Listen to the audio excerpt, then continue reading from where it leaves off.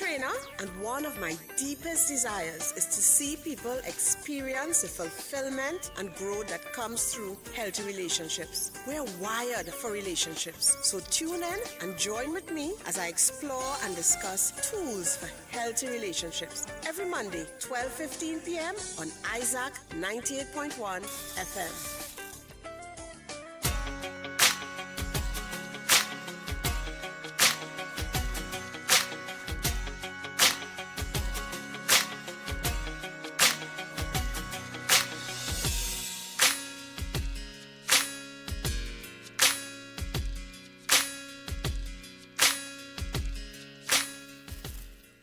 Good afternoon once again to all of you locked on Isaac the Promise. So welcome back to another edition of Healthy Relationships. I've got counsel and trainer Petreece Cuffie on with me today. So let me say a warm and special good afternoon to Petreece. Petreece, good afternoon to you. Good afternoon, Tiffany, and thanks for the warm welcome.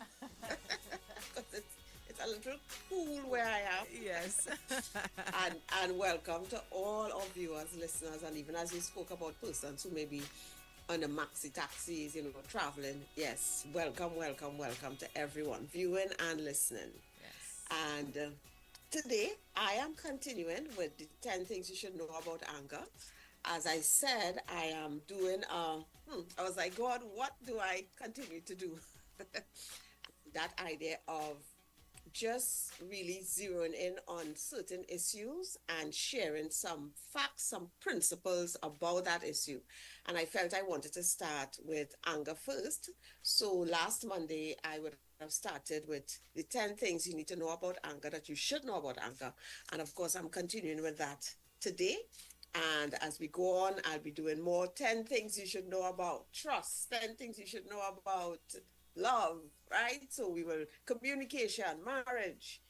And so just kind of hoping to give people some really pointed information on specific issues that impacts relationship. And I'm also thankful for persons who messaged me via WhatsApp to tell me that the program was really helpful to them. One person actually said, I started implementing some of what you shared and it's helping me already.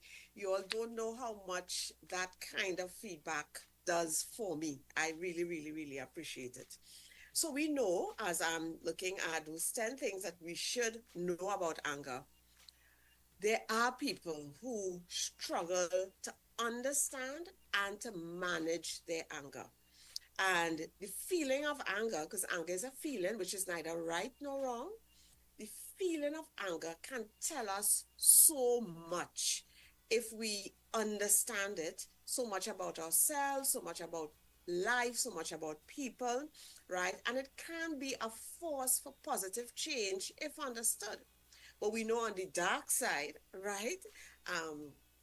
It can be destructive to our relationships if we act in anger. It can be destructive to us, if we repress our anger, if we act out on it. And it can be destructive to our relationship with God. And when I say even to us, not only does it impact our relationship with ourselves and others, keeping anger in, for example, could also impact our physical health. Physical and emotional health. So as I said, in the last program, I would have shared 7 things that you should know about anger. And a caller asked about timeout. So I felt I wanted to spend some time today on timeout. I have done it in other programs, but it's okay to do it again because I think new people are always listening. And sometimes when you're listening to a program, something may not apply to you at that point in time. So you have heard it before, but it didn't apply to me at that point in time. And I'm hearing it now, and it is really helpful. So I want to spend some time looking at that tool in managing anger, time out, and what does that look like, especially what it looks like in marriage. Now, the 7 facts that I would have dealt with in the last program, and of course, you can go to FBN TV and on YouTube, and you can also on Facebook, Isaac 98.1 FM, their Facebook page, to get the last program from last Monday if you missed it. So the number 1, some things that you should know about anger. The first one is that anger is a normal feeling. And I would have shared that, of course, feelings are neither right nor wrong, but also that there's a difference between anger and aggression. So anger is the feeling, something happens, we feel disappointed, there's injustice, and we feel angry. Aggression, however, is behavior. And aggression is when we decide to lash out in some kind of way as a result of that feeling and anger. And aggression is normally the intent is to harm, right? So we could lash out or act out in some harmful way, and that's aggression. So you can be angry without being aggressive. You can feel anger and not react to it in any kind of aggressive way. Secondly, I would have shared that anger is an important ingredient for change. So I am angry about my situation. So I decide I'm angry at my situation. I feel disappointed. I never have enough of this, never have enough of that. And I decide, okay, I'm going to study and see if I can get a better position. And I did that because I got angry about a situation. Or we set up certain NGOs or certain platforms because we feel angry about injustice. And with the because of the injustice, we decide we need to do these things to support persons who are experiencing this. So anger became a positive force for change. Thirdly, anger is a secondary emotion, which means that you have the more vulnerable primary emotions below that anger. So while many times we feel anger first, if we reflect, we would realize, you know what I was feeling there? I felt disrespected. That's what caused me to feel angry. You know what I was feeling there? I felt unheard. And feeling unheard over and over, it caused me to feel angry. You know what I felt there? I felt disappointed, deeply disappointed. And because of feeling that deep disappointment, I felt angry. So it's important for us to be able to understand anger is a secondary emotion and it's a protective emotion. And in our relationships, especially our intimate relationships, we need to be vulnerable and we need to be able to think about what is happening below this anger so that we can express it to our loved ones and make changes, find the root cause of what we're really feeling below that anger. So anger is a secondary emotion. It is neither right nor wrong. But when we feel angry, there's something else. So this is unfair. I feel unfairly treated. And because of that, I feel angry. So while we may feel, most of the times, what we pick up is the anger. There's something below that. Number 4, I looked at what happened to our brain when we get angry. And I spoke about the amygdala taking control. And that's the part of your brain that's all about protect me, there's danger, protect me. So we could either want to fight, we either want to flee, we either freeze, and we add in a fourth one, flop. And what is happening? The prefrontal cortex, that part of our brain that comes up with solution, that moderates behavior, that has memory, that self-control is a part of, that part is not fully functioning. So we could end up doing and saying things in that mode of trying to protect ourselves that is very harmful to our relationships. Hence, the reason we should not be responding when we are angry. And even as I'm saying this, even for example, somebody sends you a message, a WhatsApp message or something like that, and it gets you very upset. That is not the time to respond. Breathe. Let the cortisol and the adrenaline levels come down in your brain to re-engage your prefrontal lobe, the part of your brain that is able to think through things clearer and moderate behavior and have the good memories and those things, because I've seen where that has been so destructive to relationships, where because when you're upset, you just want to respond, lash back right away. And you can say and do things that you might even feel ashamed of when you look back on it, and it can be harmful to your relationship, right? So remember, when we are angry, we are not engaging all of our brain, and we can say things and do things that are harmful. And number five, I spoke about the fact that anger is a very important part of grief. And when I talk about grief, I'm talking about any loss. So it could be loss of loved ones. It could also be the loss of of a relationship, the loss of a job, any kind of loss. So that whole thing of a loss of hopes and dreams and expectations. Things didn't turn out how you expected it. And this is a major situation in your life, and therefore there's grief. And anger is a normal part of grief. And we need to be able to face it and process it. Journal about it, write about it, talk to someone about it, talk to God about it. Anger is not the real issue. It's a normal part. Something bad has happened. Something that feels unfair has happened. You have felt powerless, unable to help. And therefore, the secondary emotion is anger.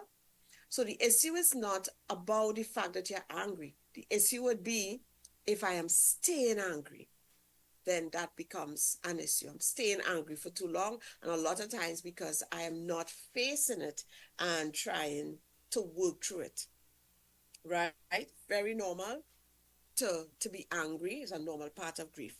And number six, I spoke about the fact that repressing or suppressing anger is harmful. And if it is done habitually, one of the things that could happen is that you become no longer in touch with how you feel, and therefore it is difficult for you to identify how others are feeling. And we can see how that could become very disastrous for our intimate relationships. It can also, when we repress or suppress emotions, our anger, it can also lead to a buildup of tension. And of course, it could resurface in different ways. And one of the ways that repressed anger resurfaces is as passive aggression, where we use things like sarcasm and sarcastic comments, where we do subtle actions to hurt a person, and they can't necessarily tie this to you being angry. You can even make it look like a mistake. Oh, I didn't realize that I did so and so, but it is, I'm really angry with this person, right? And suppressing, when we act in as a passive aggressive ways. So when we deny anger, it actually makes it very difficult to get to the root of problems in relationships. Somebody, are you okay? Yes, I'm good. But they could see that you're not okay, right? When we repress emotions, we also can get depressed, because um a lot of times with anger, what is below it, there's that feeling of hopelessness and helplessness, which could cause us to feel depressed. And as I say, sometimes anger is depression, sorry, is anger turned inwards. And it can, repress anger can affect us physically. So we get things like headaches, digestive issues, back problems, chronic pain, high blood pressure, insomnia, all of these things. And last Monday, I would have stopped at number 7, which is managing your anger in healthy ways. So we're looking at 10 things we should know about anger. And number 7 was how to manage anger in healthy ways. And we have to become aware of our triggers and the negative consequences of when we act in anger. So it's important for you to know, what are the things that trigger me, and times when I have been triggered and acted out, what happened, right? What are those negative consequences? And you have to be able to not only know your triggers, but know what happens to your body when you're getting angry so that you can know, okay, I'm seeing this happening. I need to do something different. So what is happening to you physically? Some people get their heart rate would increase. They might feel um start to breathe, more rapidly. You might feel your chest getting tight. So what is happening to you physically? So I know I'm getting angry.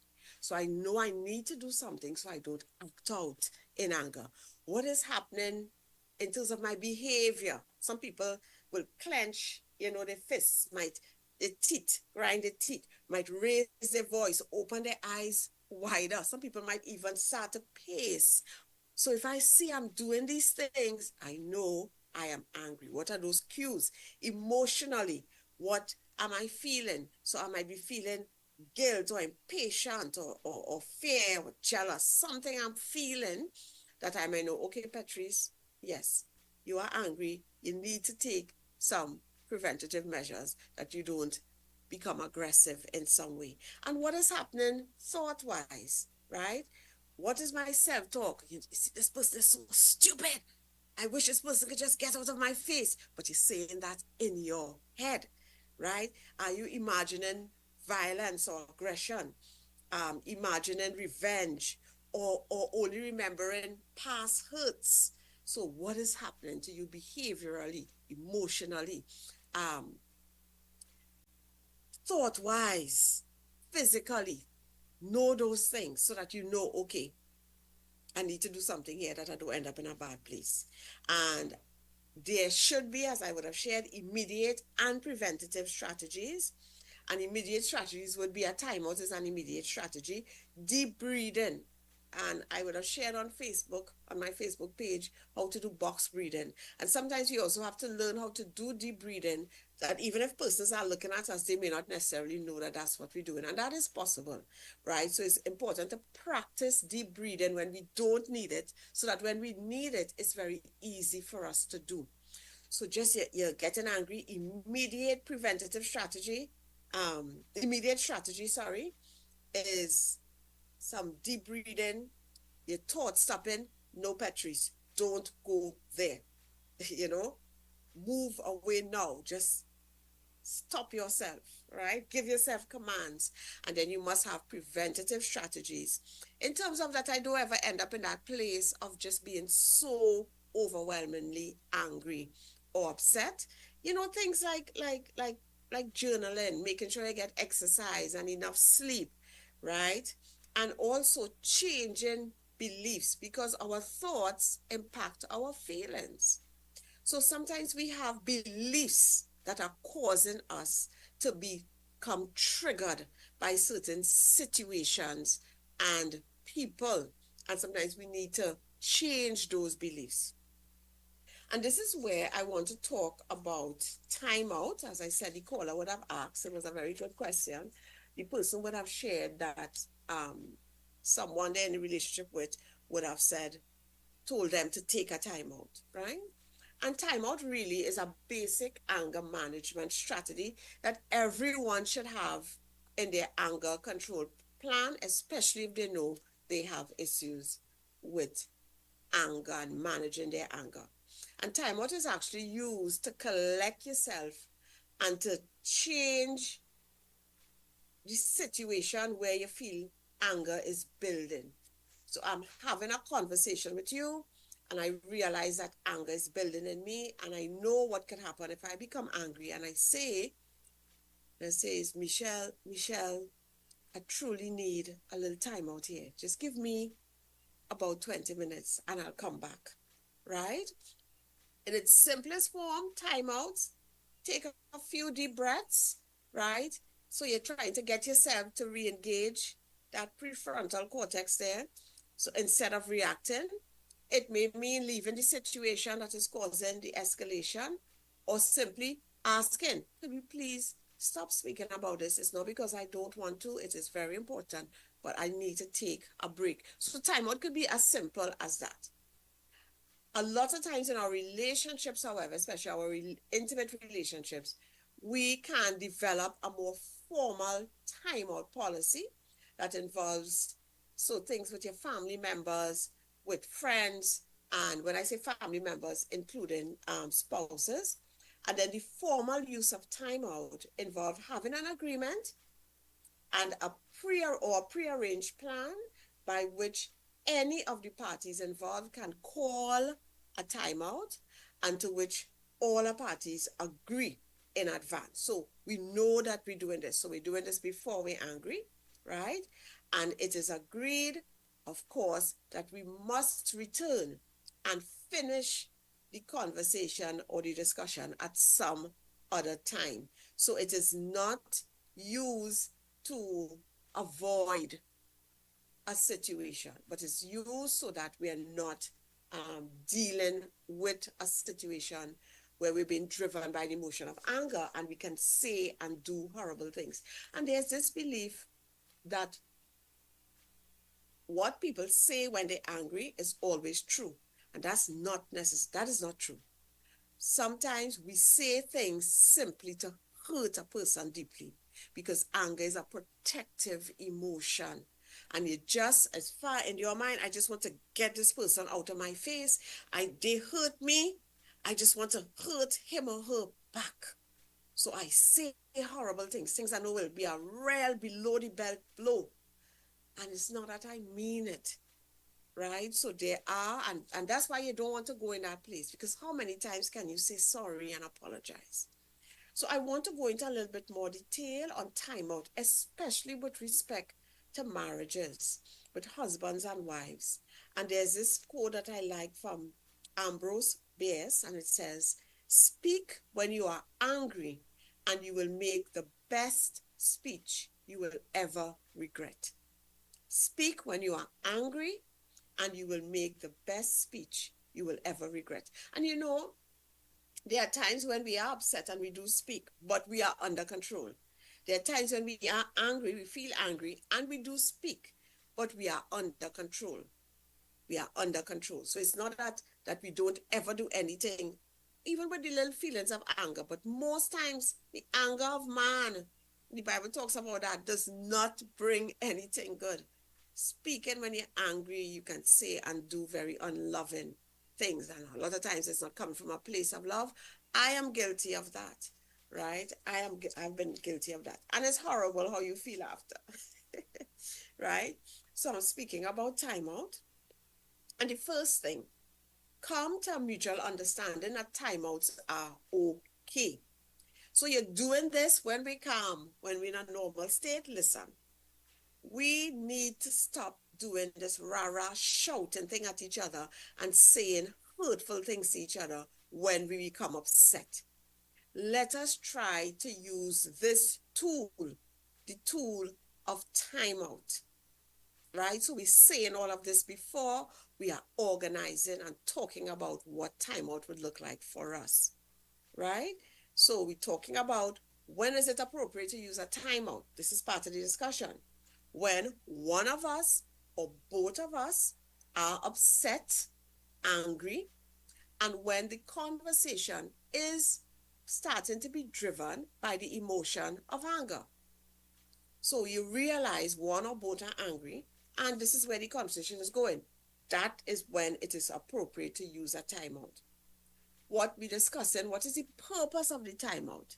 The purpose of the timeout is to give us space to calm down and then to reflect and to find a healthy way forward in terms of the issue that has caused the upsetness, right? It is not to avoid or control the argument.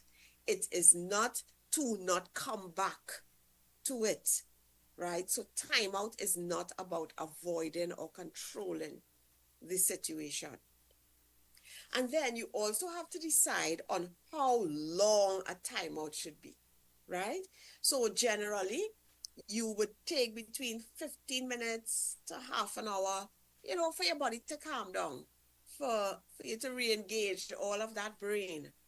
But it's not just about calming down. Timeout is about calming down, but also being able to reflect on what is happening here. right?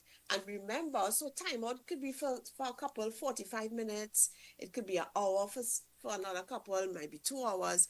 And for both people, generally, it's not the same because we are not the same.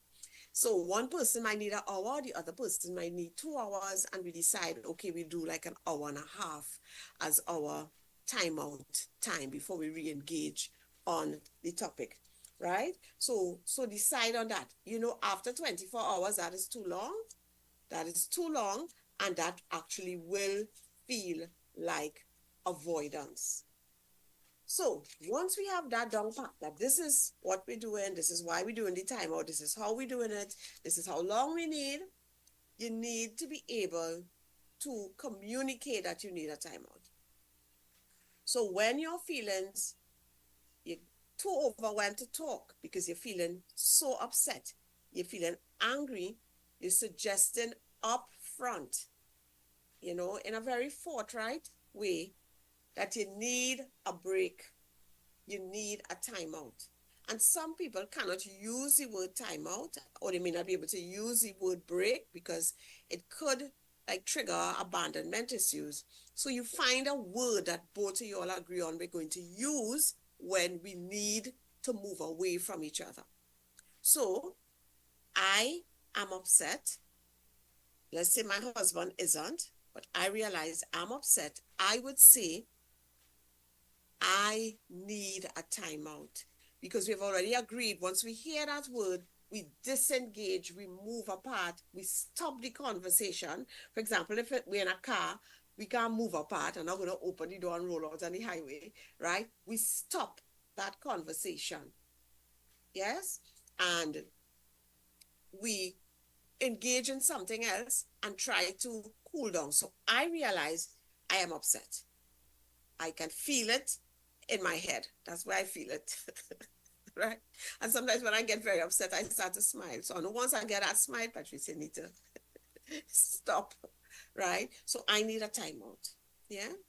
Now, let's say he sees that I am upset, but I don't realize. He can say, we need a timeout. So he's not saying you need a timeout. Like if I'm a child and you is also aggressive, right? What do you mean I need a timeout? I mean, you need a timeout. What is that? Right? So you want to say we need. So he may not need it because he could still engage, but it makes no sense because you want to be talking to somebody who's able to take in what you're saying. And it makes no sense talking with someone if they're upset to get them to take in what you're saying. So he may say, we need a timeout.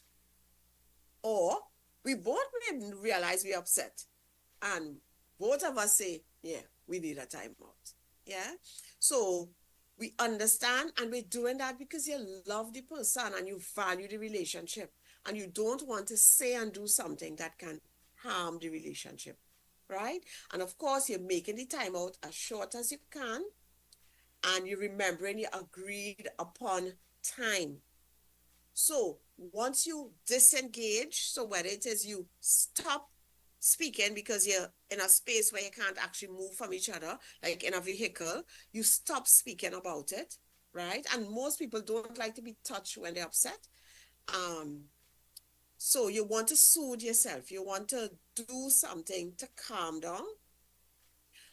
You want to breathe. You could breathe, just breathe in, help you to calm down. You could visualize a place that you like that is peaceful. You can pray. You could count backwards. Just start to count and re-engage your breathing. In through your nose, out through your mouth. And that deep breathing, it really helps, right? Because once you're not doing that, you will be staying angry. So what some people do, so it takes them very long to cool down because what they're doing is ruminating. They are thinking over and over about the situation. So it keeps them in that space of being upset so that they cannot re-engage their whole brain and start to think about a better way forward. So what you want to do, you listen to me, and Petreece, I ruminate. I go over and over. So I could be upset for 5 hours. I could be upset for 6 hours. You need to breathe. Breathe. Please, breathe. Breathe. Count backwards. Start, the Our Father prayer. Start saying it, right? Take your mind off of the situation. Take it off, right? Because you have to be able to let go of those angry, self-righteous thoughts. Because when we're angry, we are right, eh? And how we see it is the only way and the right way. It's amazing when I, work with couples and you help them to really hear and understand each other. And I mean, you see the eyes open wide, like, wow, I never saw it like that. I didn't realize this is what he was feeling. I didn't realize this is what she was feeling. I really thought that my way was the right way, right? No, your way is one way. Yes. But you can't do that if you don't get calm. So if you're home, do some housework, take your mind off of it, listen to music, talk to a friend, right? Just talk, probably even just go and journal, write about it, go and exercise, go and wash the car, but something to get your mind to calm down so you could re-engage and think, right? So ruminating, please don't go over the situation over and over. Calm yourself down, right? And once you're calmer, you want to use that time to reflect on what you were feeling angry and upset about. So remember, I said that you can learn a lot from that feeling, and that anger is a secondary emotion. So you're calmer, you want to be able to ask yourself, what might I be feeling below this anger? Am I feeling sad? Am I feeling lonely? Am I feeling neglected? Am I feeling disrespected? Am I feeling unsupported? What am I feeling below this anger? Right? Why am I feeling this way? What relationship needs probably need to be addressed as I am understanding from this feeling of anger. Then you also want to think about, what is my spouse feeling? What is my husband feeling? What is my wife feeling? What is underneath? If they are angry, what is underneath that anger? Is he feeling disrespected? Is she feeling unloved? What is under there? Right? What are you understanding? All these are things, because remember, the timeout is not just to get calm, it is also to reflect. So you're thinking also, what do I understand about myself and my partner, even about my marriage, as a result of this? Also, what can I do differently? What can I do differently? Or what could I have done differently? What can I do differently when we return? What can I do differently so that this doesn't happen again? Right? Can I express these softer, more vulnerable emotions to my spouse? And I should. So it's not just that I was angry. What happened is that I felt taken for granted. I felt like I wasn't a priority when so and so and so. And we start to understand, right? And share those things when we go back and find the way forward. We could also think about, like, how my tone would have impacted you, how my body language may have impacted you. I could have, I was accusing also, so that the accusation could have triggered your anger. So you want to look at all of these things in your reflecting, to go back and to talk to your spouse, right? And you return, you repair, right? Because remember, it's not over just because you have reflected. We return and we repair. We discuss, we see where we need to apologize, where we need to ask for forgiveness, where we need to repent, and we find a way forward, right? We find out. So no matter how calm you are, know that we need to talk about this. The calmness doesn't mean that things have been resolved. We need to talk about it.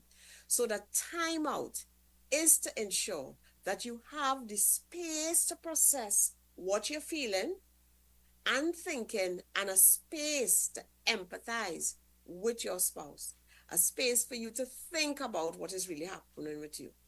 And when we return, to find a healthy way forward. Yes? So that's timeout. And some people may not be able to use that term. Find another term for you. Once we say this, it means we need to stop talking about this issue. Right? And of course, there are other aspects of timeout that I can't speak about in terms of unique situations, but this is generally what a timeout is. Number eight, a thing that you should know about anger, it can be manifested as hidden anger. And so you could see passive aggressive behavior, excuse, or chronic irritability.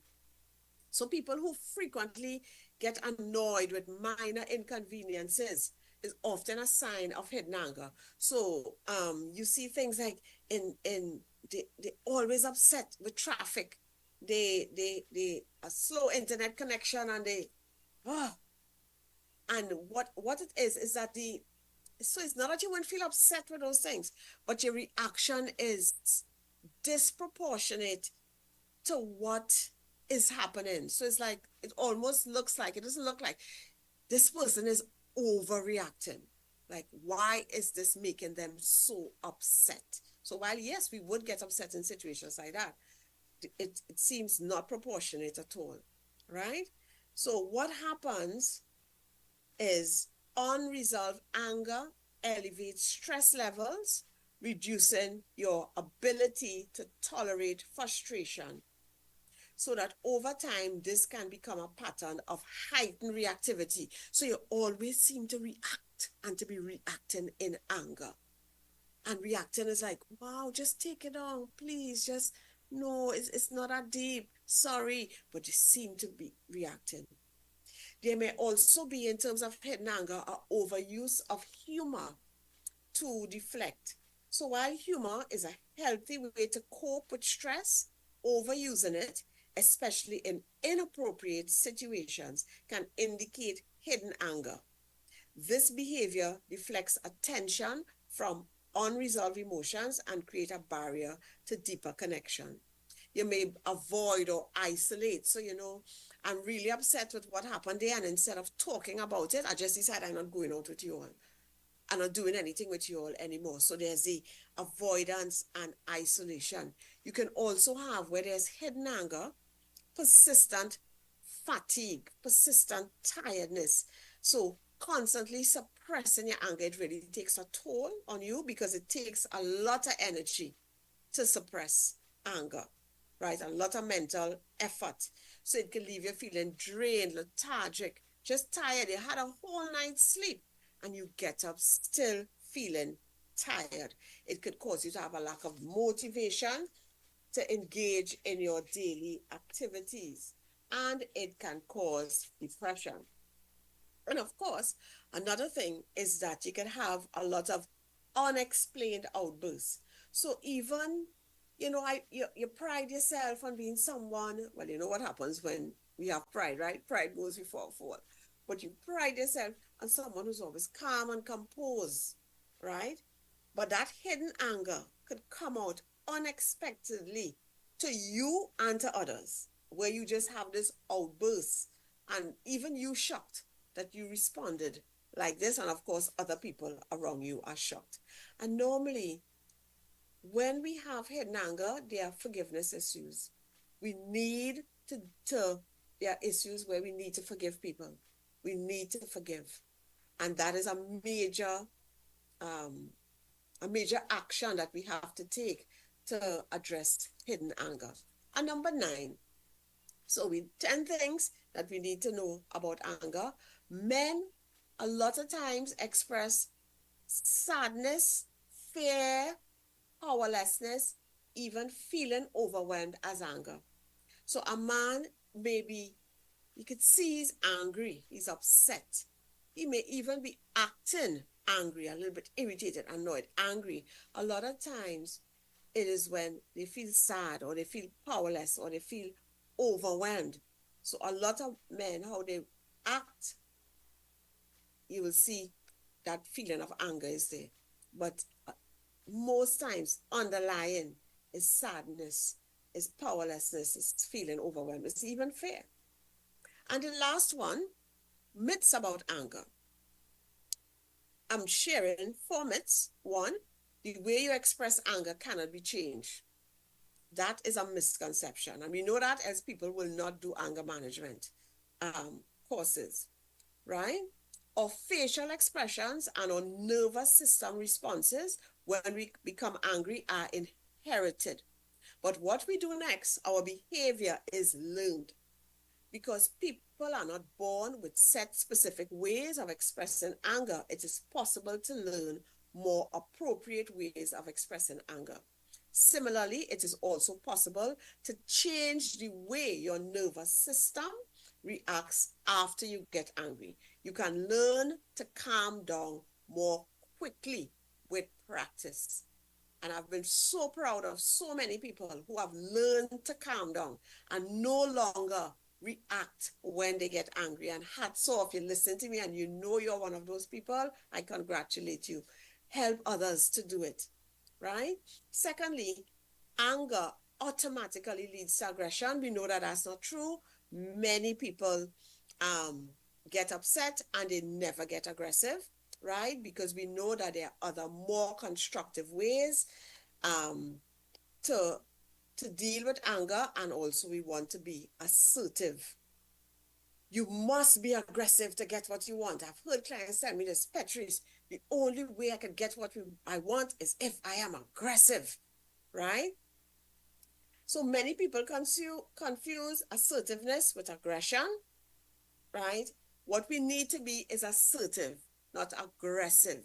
So yes, being aggressive could get you what you want immediately, but in the long term, people don't want to be around you. It damages your relationships. It damages your health, right? So no. So it seems like people who get on bad and they curse and they get what they want. But that's a short-term result. It's not a long-term result, right? And fourthly, venting anger is always desirable. So for many years, there was a popular belief that aggressive expressions of anger, such as screaming, coughing a wall, breaking plates, beating up a pillow, right, was healthy and therapeutic. You know what research has shown? Research has found that people who vent their anger aggressively simply get better at being angry and aggressive. So, in other words, venting anger in an aggressive manner, even if it's in those thing rooms that they have where people can vent anger, all they're doing is reinforcing angry behavior. So, to learn to deal with your anger in a healthy way. And I just want to close with some scriptures on anger. So the Bible says in Proverbs 14:29, people with understanding control their anger. A hot temper shows great foolishness. Proverbs 37:8 says, stop being angry. Turn from your rage. Do not lose your temper. It only leads to harm. Proverbs 22:24-25 says, don't befriend angry people or associate with hot-tempered people. You will learn to be like them and endanger your soul.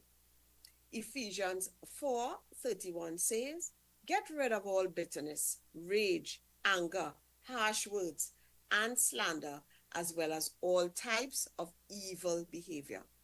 James 1:19-20 says, understand this, my dear brothers and sisters. You must all be quick to listen, slow to speak, and slow to get angry. Human anger does not produce the righteousness God desires. And lastly, Proverbs 16:32.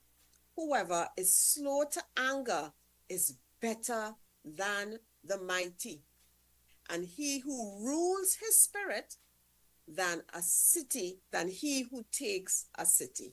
So closing there, so I'm really hoping that these 10 things you should know about anger really helpful to you all.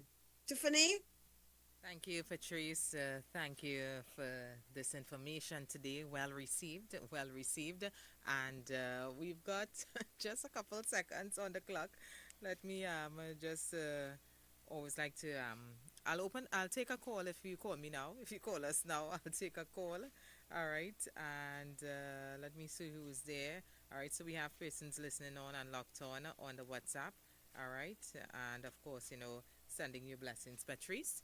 And well, Thank it's 1 you. p.m. So let me just remind persons of your WhatsApp number. It's 329-7383. 329-7383, and you send Petreece a message and she will respond to you. All right, so Yeah. Petreece, thank you. On that note, I say thank you once again on You're behalf of all the welcome. listeners as well. Yeah, that is some very important information there. So Yes. share with someone. You can go back and get the link. All right, and share this Yes. message with someone.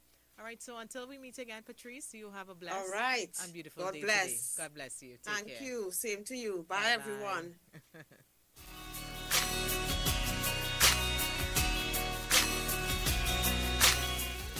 Hi, I'm Petreece Cuffie, counselor and trainer, and one of my deepest desires is to see people experience the fulfillment and growth that comes through healthy relationships. We're wired for relationships, so tune in and join with me as I explore and discuss tools for healthy relationships every Monday, 12:15 p.m. on Isaac 98.1 FM.